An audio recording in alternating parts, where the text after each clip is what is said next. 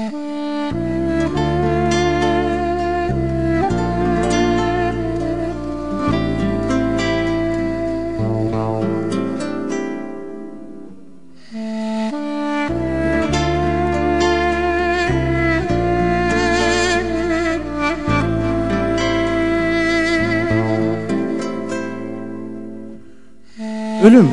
hep dağlarda mı, ayazda mı olacak? Bazen bu soğuk sularda öyle ölümler var ki sıcak, sımsıcak.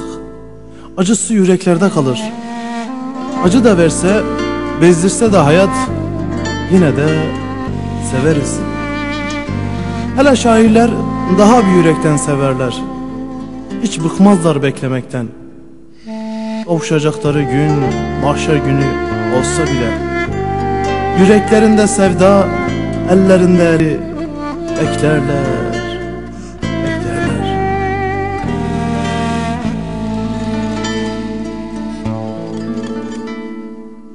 Sevdalar, umutlar, umutsuzluklar derken bir de bakmışız ki ömrümüz bitmiş.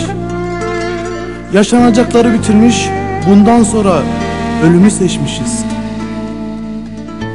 Sonradan pişman olsak da öldük, ölümden bir şeyler umarak.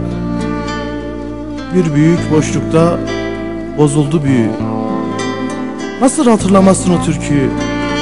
Gök parçası, yar dili, kuş tüyü. Alındığımız bir şeydi yaşamak. Şimdi o dünyadan hiç haber yok. Yok bizi arayan, soran kimsemiz. Yok, yok. Ha olmuş, ha olmamış evimizin penceresi.